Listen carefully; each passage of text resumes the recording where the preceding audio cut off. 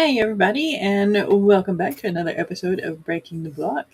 For those of you who do not know me, hi, and welcome. I am Roderick Samwicker. I write romantasy. I have 5 books published, soon to be 6 on the 28th. So, yeah, I'm not a genius. I am not a professional at this by any means, but I do have opinions and thoughts and advice if you want them or not. And I will let Laura introduce herself. Hi, I am Laura Nettles. I do write.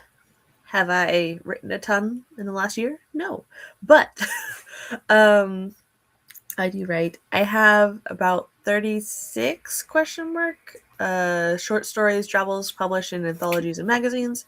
I have my collection out called Tiny Shivers. I mostly write in the horror genre, but I am branching out into dark academia. I have written romance. Erotic romance, and yeah, I'm here. I'm so looking forward to your dark academia. It's at 16,420 words right now. Yay! Hello, lovelies. Mama Maggie Ward, independent author, stroke survivor, migraine overcomer, and one of the more prolific authors you've never heard of. Cards on the Table will be coming out next month. Wolf and Werecow will be coming out in October.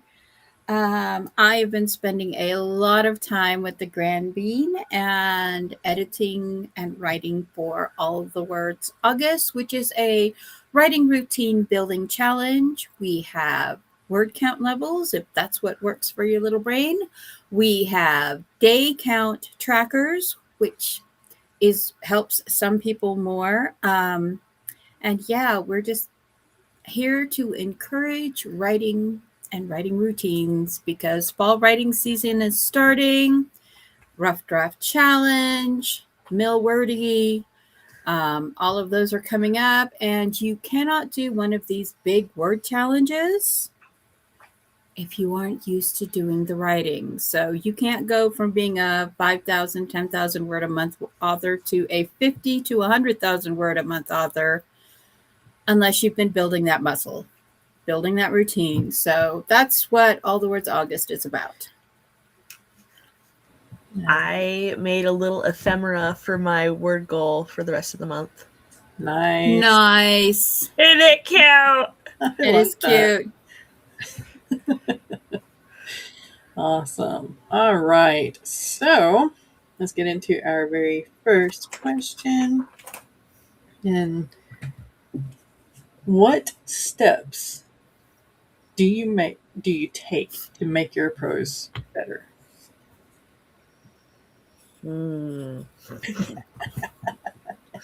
So, before I even put the sentence on the paper, my brain analyzes automatically sentence length of the previous sentences, what words have already been used so I don't start repeating words, and I try and use strong verbs and use some of the senses. So not always some of the senses, but a lot of the times. So automatically I analyze sentence lengths, word repetition, and the strength of the verbs. Yeah. I have a couple steps for making my prose stronger. One of the things that I do is I do, first of all, I have the character building thing, the 30 questions every author should interview their character with, and I use that to develop a thing. There's actually a thing for quirky little things that they say, what is their habits, what is their thing, to make their personalities more fluent throughout the thing. One thing that I've noticed in a lot of newer books, and I'm going to say this, and I know it's an unpopular opinion, but there's a lot of times when I'm reading newer indie authors' first books and things like that, and the characters change personality. They suddenly will do something that is completely outside their behavior, and it's not a stress response. It's just something weird. And I think that plot development is important. Um, World development is my favorite thing in the world, but it's not the most important thing in your world. But the characters, to have a good prose, to have and good dialogue, you have to have this consistency throughout it. Right now, uh, doing the final bits for cards on the table, and this is my whip draft for editing copy that I created. I am going through it. I am every person. I am doing their, just editing that person, just reading that person to make sure that their personality traits and everything are staying consistent throughout it. And it's hard because Theodore Marley, who is my erotica killer, is a chameleon. He kills people and he takes over their lives. He starts taking over their lives before he kills them, which is one of the reasons that it makes it so hard to track him. Because by the time they realize that, and things happen, if there's a big traumatic event in your life, people move away from that trauma. And so to have someone move away from a place, oh, well, they moved to Denver, and the person was already the serial killer's already setting down roots in Denver before he ever leaves Montana, as the person in Montana he intends to kill. So, and he's done this for dozens of people. So he spends, and sometimes he maintains two completely separate people at a time. So he's a little bit harder to do that, but his base personality is the same. He puts on people like a costume. And having that, that is the thing that I've had to work on all of my stuff. And that was the thing that was when I was very, very first starting to writing, is having these characters that did not have like a sudden character change. And I think that was the thing that made my prose stronger, was being able to find a way to keep my characters in character. Gotcha. I can barely handle my own personality, much less two. Anyway, so what I do is a little bit of both, and some extra steps. So the first thing that I do after I finish a draft is go through and do the developmental edits, of course. That way I'm not editing stuff that I'm going to take out. But after that is repetitiveness. I'll look for all the smiled or smiles and all that stuff and try to change those words out to something stronger or more meaningful or something like that. Mm-hmm. And then I go through and I try to change the rest of the verbs and take out the that's, justs, and I forgot about like forbidden, that kind of editing. Yeah. I have a whole list of forbidden words. I've got like 12 forbidden words. Yeah. I forget which one kind of surprised me this last time, but it was a word that wasn't as repetitive in my first 6 books, but in this one it was really repetitive, and I'm like, holy cow. There was like 100 was. There was like 400 wases, and I'm like, or hads. Those two. And I'm like, yeah, no, let's try to change that up. But yeah. So that's what I do. We have a cat paw. Hello, hello, hello. Sam has new glasses, and Maggie has new hair. And Maggie's got a mermaid cup. It's gorgeous. Yes, I Wow. It's so pretty and it's so shiny, and I'm like, ooh. And I would have bought 2, but they didn't have 2. Mm. Mm. It reminds me of Inca's mermaid cover. Yeah, Yeah. yeah. It really does. Yeah. There's a link to All Awards August. Hold on, I'm trying to get the link to my 15 steps. There it is. There Okay. you go. Here's a link. This is for me with my brain damage. Mhm.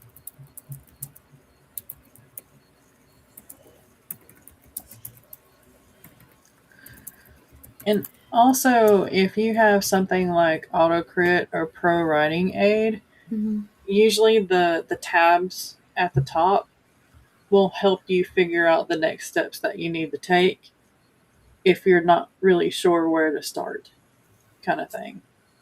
So Yeah. you can always use that to get your rhythm and see what you actually need to focus on. And then just adjust your timeline or tasks or whatever to that. And there's the 15 steps. Maggie's chaos editing. I love that. My brain is a hummingbird. Just Yeah. she just goes. She just does whatever she wants. So to keep her on track, to make OCD Goldbrain happy, I have a very, very ridiculously detailed editing strategy. There you go. All right. And also another character that's kind of hard to follow are your chaos characters, um, because you as a writer don't even know what's going to come out of their mouths or what they're going to do. So just be patient with those kind of characters because yeah, they make your those books, really.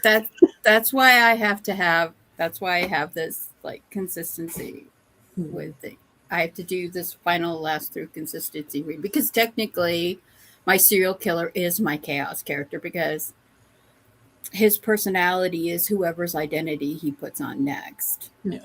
But Harry. underneath he's the same sick psycho. Right. So He's got a kid all the time. one to two a quarter for 11 years. And then he slowly increases to where he's killing every other monthly to monthly. Mm. Jack the Ripper vibes. Oh yeah. All right. So our next question is kind of like a double, triple sided. So The decahedron. yes. All right. So first one is: do you make your own deadlines? Ugh. So, for deadlines, okay, when I make my own, they go out the window. But if there is a anthology with a submission deadline, that's my deadline. And so I do best when I have a quick deadline. So I will literally look up anthologies and work on ones that are due within a couple days. Wow. And write for that and submit it. So I'll get that dopamine hit of I wrote the end, I submitted, yay, I did something. So those are the deadlines that I usually stick with. For Tiny Shivers as a whole, that deadline was around my birthday. So I just wanted it to come out before I turned a certain age. So yeah. Nice. I of course had to show off all of my write it, edit it, final edit it, publish it. My Kanban board is organized by task. I have monthly things right here to remind myself, because I didn't remember anything. I have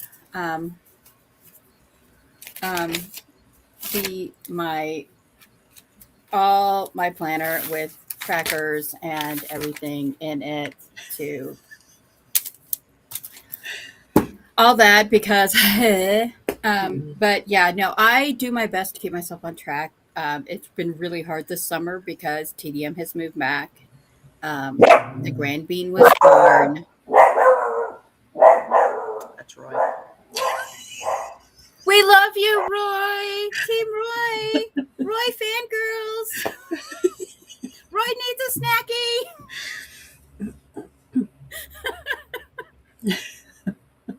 Sorry. I remember when Roy came home and we were so happy and everybody fell in love with him instantly. Yep, exactly. But what my dopamine hits, and this is. Let me show you something. Okay, so this was the original whip for draft that I did for Wolf and Werecow.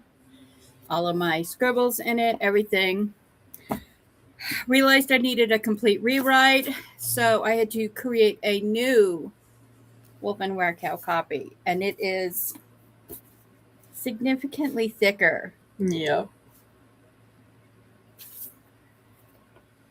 So, yeah, this is how I get my dopamine. Is like, oh, printed copies are fresh. Yeah. No. Fun fact, yeah, we've all heard side tangent, chaos tangent. Sorry. You know the whole thing about reading paper books is ableism? Reading in public.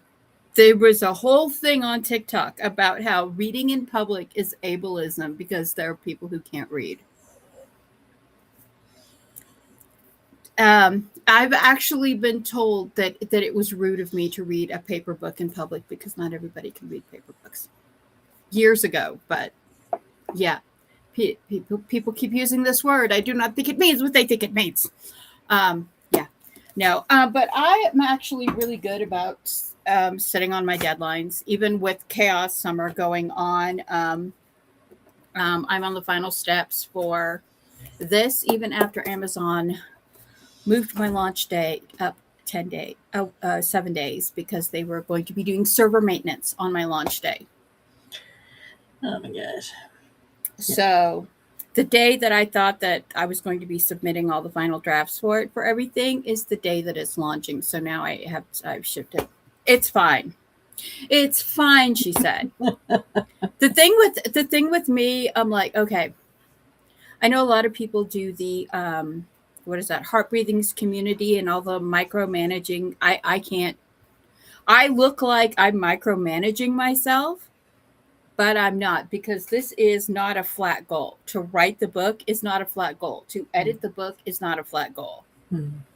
The only flat goals I have, or set goals, are when the month the final editing passes have to be done this month for the book that's launching next month, and the publish dates.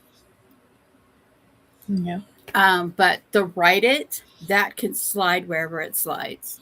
The the editing stuff, if there is something that comes up with the editing, it comes up with the edit. You know, the world happens, real life happens. Just distraction. You have other types of productivity that you have to do that are distracting you from your book productivity, and that's okay. Procrastinativity is a thing. It is. But it's not necessarily a bad thing. If you're procrastinating by being creative on another thing, perfectly well. It's you need to get these things done, but we're in such a goal-driven world. Did you do this? Did you do that? And the rewards for reaching these goals have become so minuscule on so many levels that we all have this fatigue, this productivity fatigue that is just setting across everywhere. And in the last 2-3 years after the pandy, you have really seen this productivity fatigue hitting with big channels and with famous people, and them just going, I have to take a hiatus. Yeah. I have to step back. So yeah, it is stressful, when you meet your deadlines. Being an indie author, we have a little more swing than that. Like Laura says, she does these um, submission writings, which give her a hard deadline, gives her the dopamine hit when it's done. She knows it's there to get written for, um, and that's it. That's an amazing thing to get that submission in, to get that publishing done. It feels really good. But we, as writers, as humans, cannot make it the be all end all, because we've all of us here have dealt with the despair side of it, of I have messed this up, I have not met my goals, I'm a bad person, and that is not true. The only goals that you are required to meet: breathe in and out all day long, consume sustenance, drink coffee. Those are your goals. Hydrate or dehydrate. Yeah, those are the goals that are absolute hardcore goals. Everything else, if it's a deadline for your job, space yourself so that you can get within the window.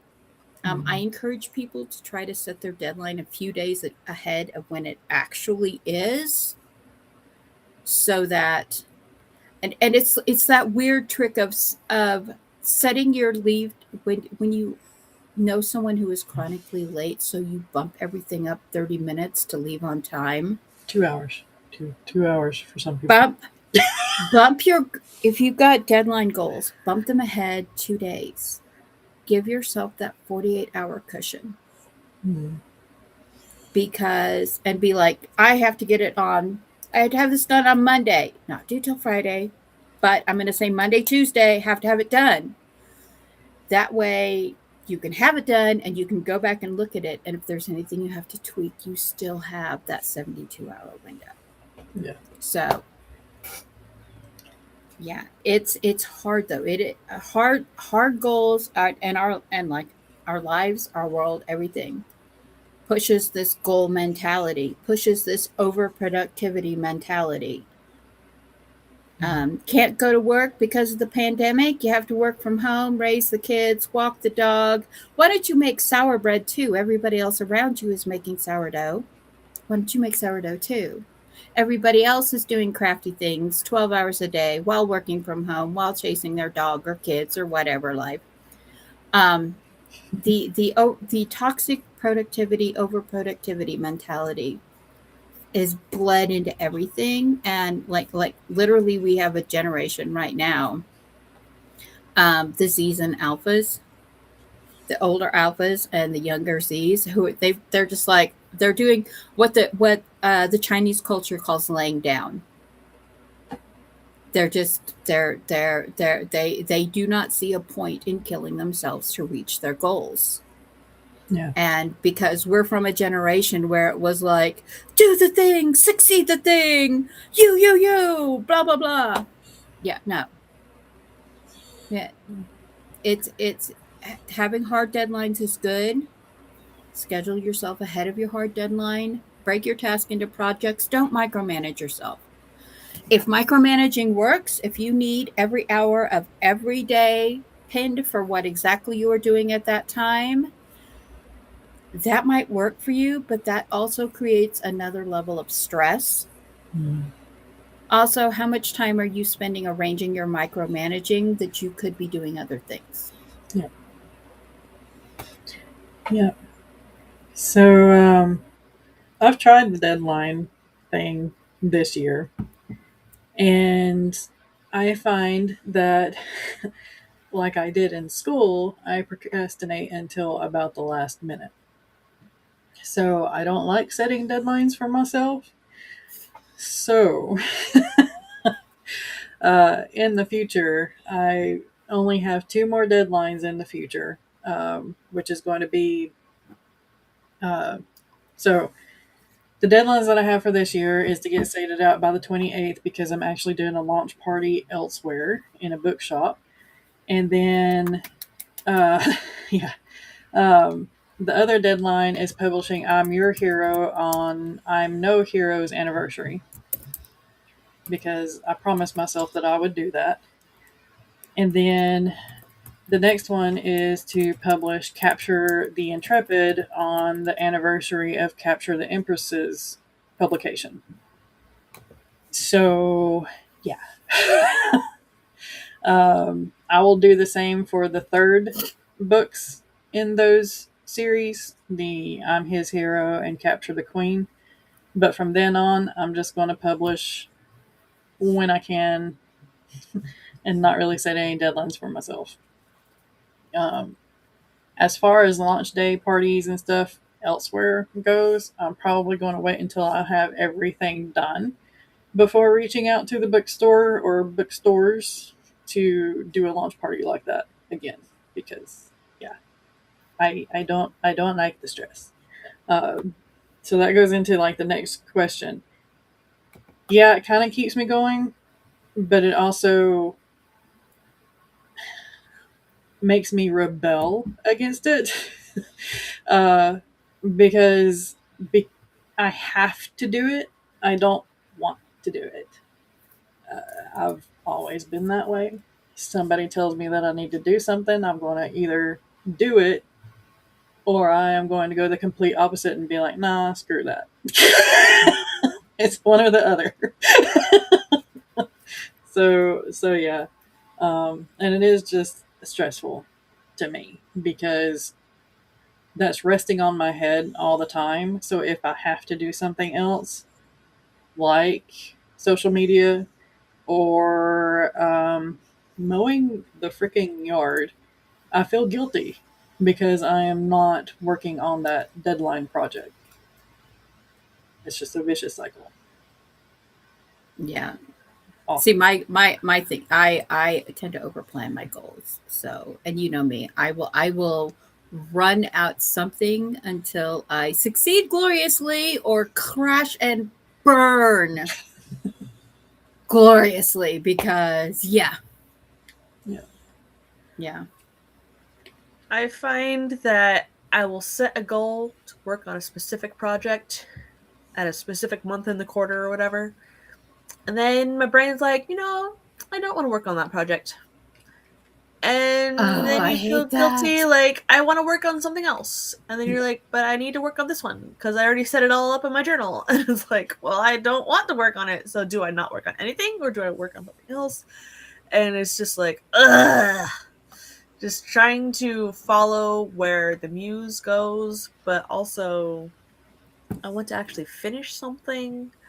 And so I'm not sure. Some of my goals is just like get so many thousand words, and I don't specify what project it's in. So has that worked? Not recently, but it used to in the past, I think. So we'll see. Because my whims can get changed as well by what I read. So if I read a sci-fi book, my brain's like, I should work on my sci-fi. So it's like, but I need to finish my dark academia. But I'm so close to finishing my erotic romance novella, and it's like, yeah. which one do I want to finish first? But which one can I query first? But this is a whole thing with us. We get multiple projects going. See, I'm a method. I know this sounds crazy. You know what a method actor is? Yeah. Somebody who I'm a method writer. I will have the candles. I will have the snack and drink menu. I will have the music playlist for projects, for writing projects. I have different playlists and different things for different writing projects to help keep my brain. I got the mood boards to keep my brain in them, because yeah, all of us with our smellies, because I have to like set my environment for this thing. Mm-hmm. I need this, and like, right, because in this book, the female lead, Cassandra, is an opera diva and professional voice. I have been listening to so much opera music. And okay, the thing is, though, is Tim grew up on a ranch and is now a wildcatter. And he works on the oil rigs of the Pacific. So my playlist for this book is this weird mixture of beautiful opera arias, country, like old style Grand Ole Opry country music, and like J-pop. My Dark Academia is a mix of hymns and ballet soundtracks and very erotic music. It's like a whole smorgasbord because, you know, it's a throuple. And there's religious trauma recovering music in there, like Wine in the Wheat. But like, it's just a whole thing. Yeah. But yeah. Yeah, I can't say anything because for the epic, I have like dark metal with K-pop and then classical. So, yeah. Don't remind me of Halloween, Cat Paw. I have a Halloween romance. It's between the grandson of Dracula and the son of the exiled boogeyman.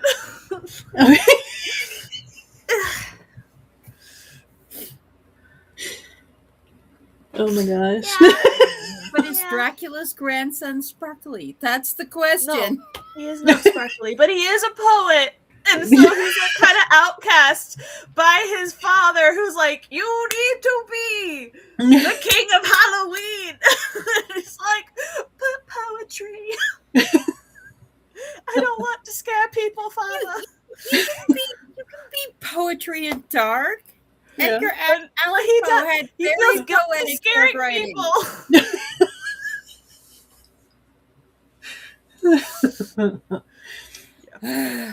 And yes, Kat, I do need a publishing coordinator. I need a social media coordinator. Yeah. Andy has reminded me several times, did you do your social media? And I'm like, no. I don't want to do that. The Halloween romance is the one I have made up like 9 different bands and have snippets of lyrics or entire song lyrics written for. Are there bands in the book? I don't know yet. But I wanted them to be able to have lyrics throughout the book and not have to do the cold copyright thing. So I just wrote my own. Yeah. And sometimes you do need accountability partner or partners. Andy, see, that's what go ahead. I did with the erotica killer is I couldn't, because he uses women's favorite erotic romance scene to kill them with. Oh. I couldn't use any existing books because I knew that people would be like, you said my book's called a serial killer. No, his uncle's abuse caused him to be a serial killer. This is just the method through which he serial kills people. So I had to make up a whole author and half a dozen books. There's like five books and 2 anthologies that he does. That, yeah. Andy's right. Hard deadlines depend on the mental load. Yeah. You are not weak, Andy. And I've seen a list of your mental load. You are not weak. You're just overworked.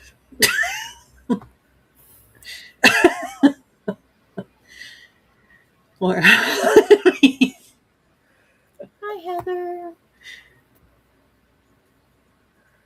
persistent route for autonomy. I get paid on the 2nd. We'll work something out. I think this is part of my problem too.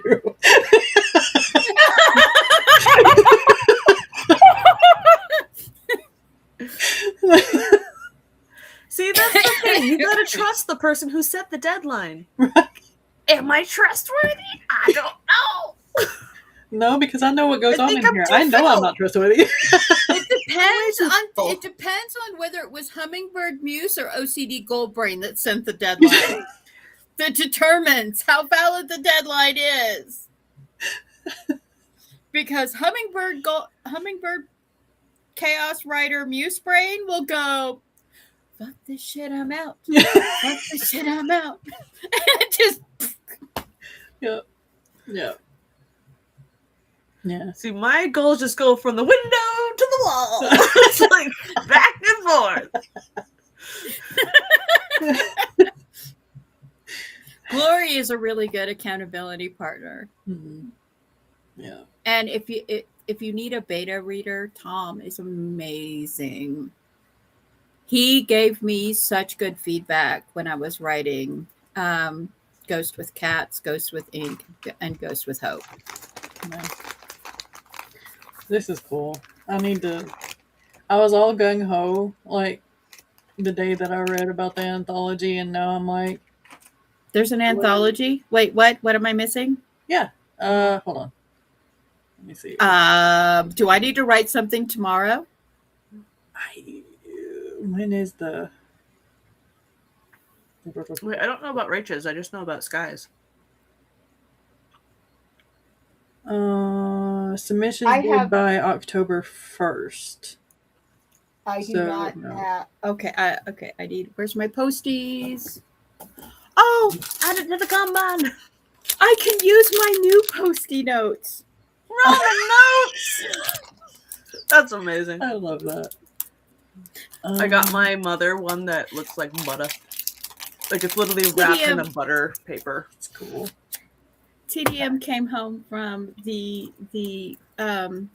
card swap comic thing and had bought me ramen noodle postie notes.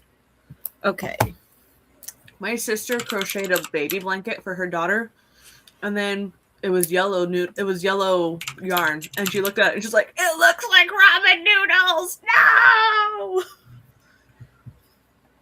So she had a ramen noodle blanket.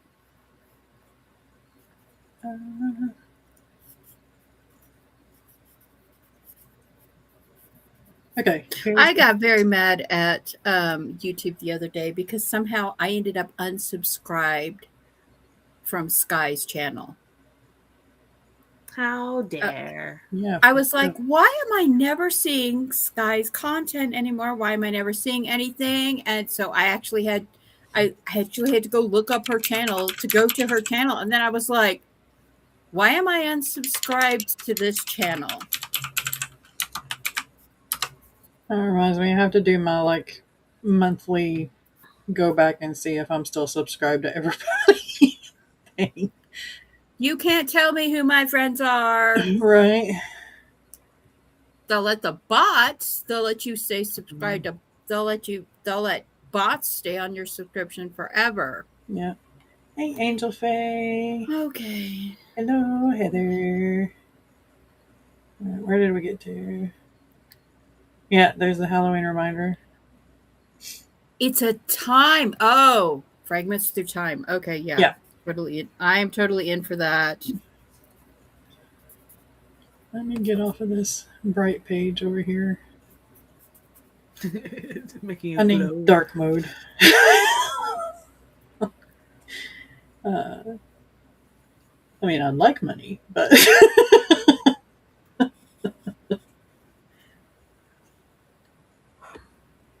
I think she did. The list that I have, if I can find it again, I have 70 tabs open, y'all. I apologize. I have 100 tabs open and I don't know where my brain is. No, wait, what? That is my brain on a good day. So the PDF that I downloaded for the Fragments Through Time says October 1st is when the submissions are due. And then you sign up or show your interest. Those forms are due by September 1st. So, yeah. Okay. So I need to fill out the form. Yeah, sorry. Do I have a link for that? Of course not. course. It should be all in her link tree though, or in Arcane Realms Press link tree. Okay. I will focus on that.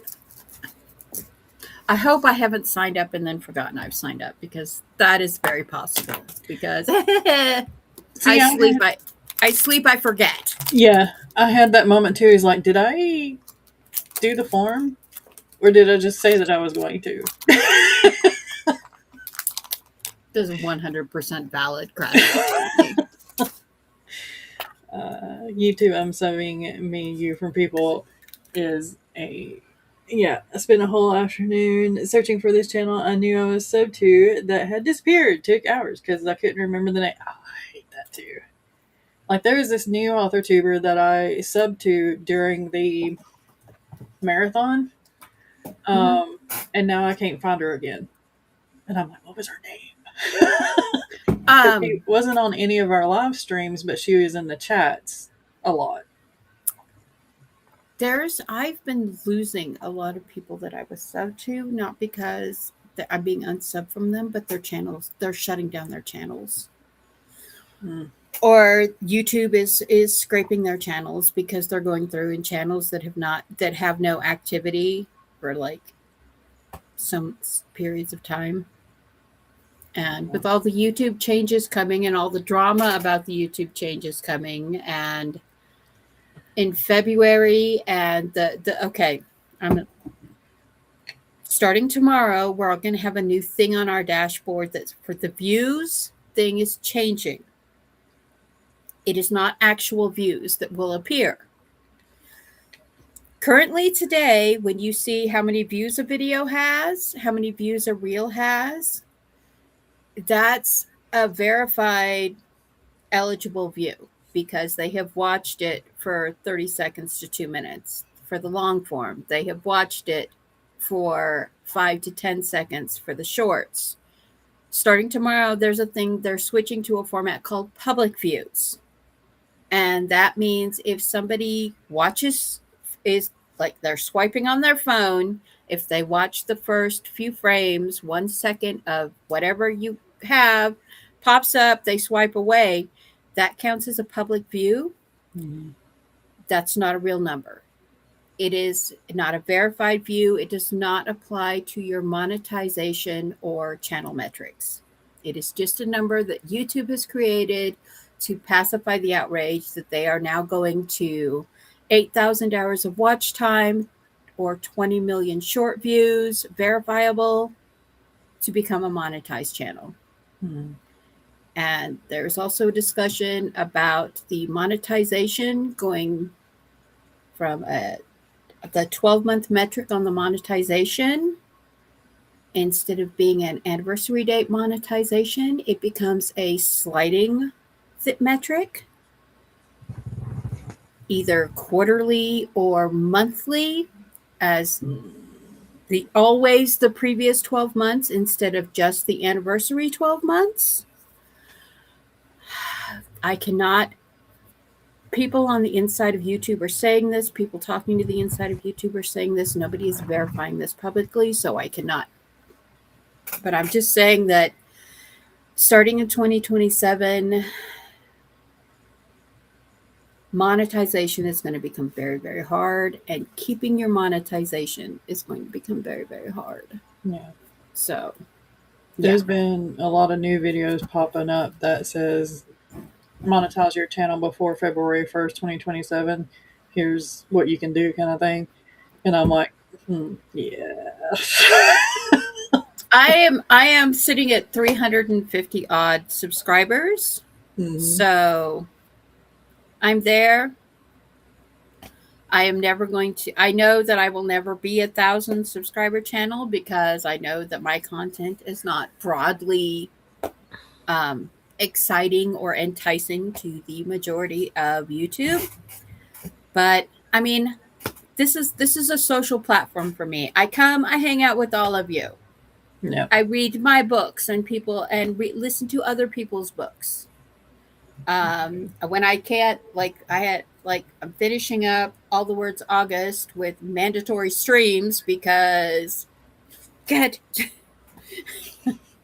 I have to finish editing, and procrastinativity is strong this month. There's 1,000 other things that I want to do that I have to do. Plus, I'm taking care of the grandbean 3 days a week because postpartum care needs to be a thing in this country. Yep, it does. Mamas who give birth need to have some assistance, and I thank all that is holy that I am 3.5 miles from my child to go and help with the grandchild, especially when she called me yesterday and she's like, something's wrong, I'm very sick. And then she took a nap. She was feeling even worse after the nap, and I called her spouse in from the field. He was out there working, and I'm like, you got to take her to the hospital. I got the baby, just you need to take her and go. And Yeah. Yeah, thank you, Eva. I had to cut off all the damaged parts of my hair that Qulipta, because I was on medication I was on for my migraines for several years. It damaged my hair. And they cut most of that off. They ended up taking 8-9 inches off. Yeah. So, yeah. I did this for a little while, the whole spin the wheel for the project. And even that kind of like broke my brain because I would see all my projects listed and my brain would go, ooh, that one, while it was spinning. And of course, it wouldn't pick that one, but then my brain would go to that one, and that's where we are. Yeah. I used the Home Defense D20. I like that. Roll for projects. I have done this. I have rolled for projects for NaNoWriMo and All the Words August. And yeah. Abby Emmons has some good tips and tricks and lists as well. So that's another good one. YouTube is becoming like IG and Facebook. The views you see, other content aren't qualified views. Yeah. Being a content creator takes a ton of time to be an indie author, and content creator is like 76 jobs. Yes, it is. Yes, it is. I'm Especially for thinking those- of pushing through to get monetized before the thing rolls over into the new rules, because I have the watch hours, I just don't have the subscribers, but I only need like 150 more subscribers. Nice. Which means I need So to make we need to have a content. subscriber-thon and push everybody at Laura's channel. Maybe we need to have the marathon in January instead of February this year. Just to have that extra push before February 1st. Roy! Attack. Again! Get it. I was considering getting Zoom and seeing if anyone wanted to do a writing hangout without the option to go live. Maybe. My internet hates Me! I know so many people do Discord hangouts for it, but my internet, I have the worst trouble with Discord. Like, Yeah. even with the new stuff, I've got a much better bandwidth, but it still just hates Discord. Yeah. Yeah. I always forget Zoom. Like, literally. I sign up for these meetings or webinars or something like that, and even though I get the reminders and I read the reminders, I still don't show up. Yeah, we had so many issues out here with during the pandemic with kids trying to take Zoom classes because rural internet would not handle it. And Honestly, we used there was one of the classes they were using FaceTime because it would handle Facebook, but it would not handle Zoom. I don't know. Maybe September challenge author tube challenge. to get Yeah. monetized. Yeah, like daily Wait, posts, weekly videos, the Bird Months challenge. That way you have all 3 months. Or well, all the words four. October is coming, Yeah. but I am not certain if I'm having surgery that month or not. So I don't know. That could throw a wrench. Yeah. Yeah. Or 7. Create second. Everybody create a second and third account right now and go sub to all the people that you're already sub to. Oh dear. If you're not growing, and test things out and see what works. And there's no silver bullet on YouTube. I think it's just a test and see thing. Yeah. Yeah. Same for And one. the really interesting thing is it's like YouTube is like taking in like the Weibo Taobao thing from China, where all of the bigger content creators are have to sell stuff midstream, have to have a sell banner on the side of their stream with links, or on the bottom of their stream with links, and um, it's just a marketing thing. Marketing companies are figuring out that paying for ads on YouTube really doesn't mean anything, because the vast majority of them don't turn into click-throughs. Because raise your hand if you ignore the ads or click past the ads as fast as possible. I pay for premium. Yeah. My time is not worth the ads. Yeah. Yeah. Same. I don't want to waste my life. And marketers are figuring this out. And the whole public views thing is just to make YouTube look busier than it actually is. And people coming into YouTube who do not realize, or people who are not paying attention to this thing on YouTube. And there's a lot of them. Mhm. There's a lot of them. Most of the farm channels that I know and like chat with and stuff they were like, oh yeah, YouTube's doing a change thing in February. That nobody in their community was talking about what the change is and what it actually means. And yeah, there's the crafter channels. Nobody was talking about it. So a booktube, authortube, gametube, and believe it or not, YouTube, because building your YouTube channel is its own genre on YouTube. They were the ones talking about it. But the majority were not. The majority of the genres on YouTube were not talking about the change until until the author tube bled into the other creative spaces talking about this change. Yeah. If Zoom doesn't work, you could use StreamYard or Restream. You don't have to go live with it, but you can just create a room and have people in there. You can see a private chat, and still see each other and talk to each other, kind of thing. So that's another option. I have a StreamYard back room record only. Like it doesn't even have the option to go live. Yeah. And you can still do that with the free versions too. Yeah. It's the free version. Yeah. You're just limited to the number of people that can be in there. Recording or live on StreamYard, the 20-hour limit will not affect you. I don't even hit record though. We just hang out in the backstage. Yeah, that's the thing. You can just hang out in the backstage. You don't have to record. You don't have to go live, and you can just hang out in StreamYard. Mm-hmm. It is free. It is free, Cat Paw. Yeah. Is it 5 people for StreamYard that you can have on screen at once, even in the back room? Yeah, I believe so. Okay. I think on my StreamYard, I think I can have 4 or 5 people in the back. It's at least 4 people total, at least.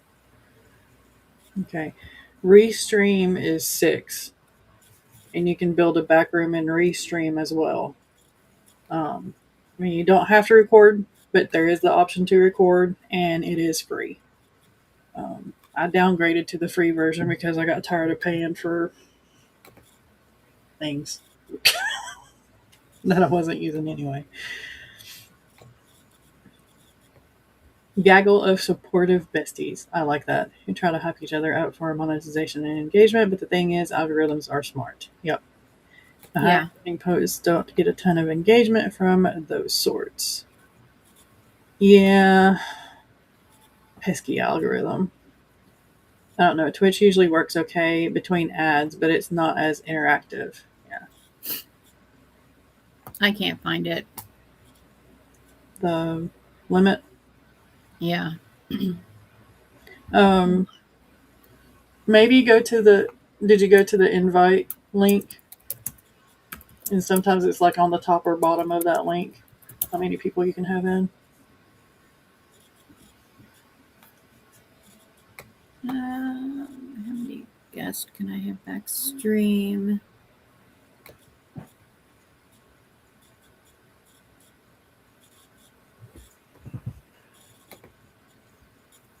That'd be cool. Yeah. Free, you can have 6 guests back stream. Okay. You can have 6 participants. I need more coffee. Participantes. Platas. I hardly get invited to backstages too. Yeah, but okay. Yeah. Forgive me. I've had like 5-something hours of sleep. It's okay.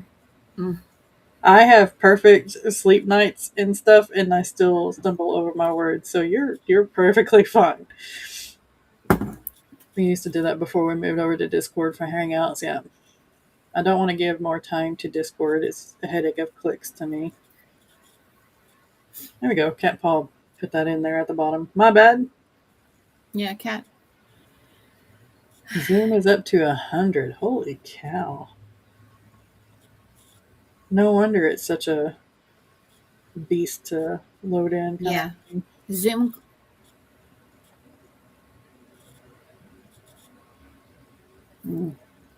Okay. 40 minutes. I think Restream you can have as long as you want because I know my mastermind group, we have talked for about 2 hours at the longest in just a backstage on Restream. So you don't have to worry about the 40-minute mark. Not saying not to use Zoom, I'm just saying the option. Migrant days are word salad days. Yes, very much so. All right. I know Laura has to go, so let's do our outros real quick. And yeah.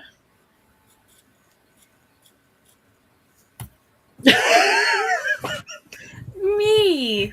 Hello. I am me. Yes. I am Laura Nettles. I have thingamajigs and thingamabobs and work and writing and school. I am in 2 classes this semester that started last week. It is behavioral science statistics and creative writing. So I should be getting some words this coming couple months, which is awesome.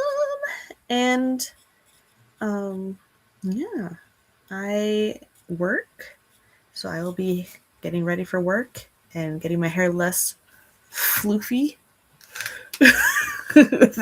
And yeah, I will see you guys around. I'm Mama Maggie Ward, independent author, stroke survivor, migraine overcomer. I have lots of books. I'm one of the hosts of All the Words August, going on right now, the Routine Building Challenge. Link is up above in the chat. Yeah, just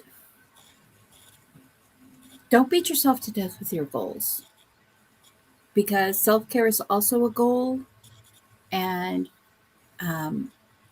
while the endorphin hit of finishing the goal, holding the paper back, all of that is really, really fabulous. You need to not beat yourself up over it because the world is loud, the world is busy, everything is coming in at once. And yeah, the whole just take care of you, boo.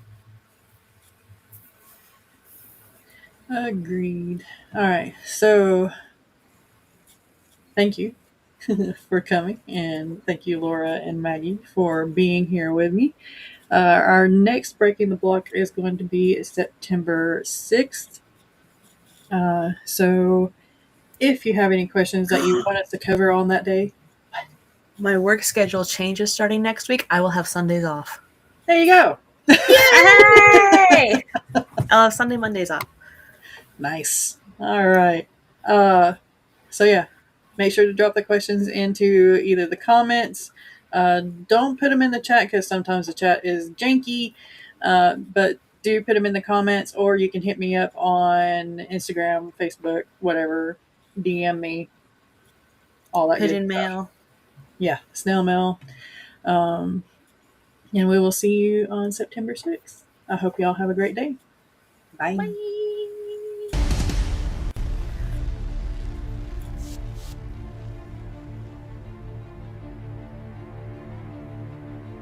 It's doing this so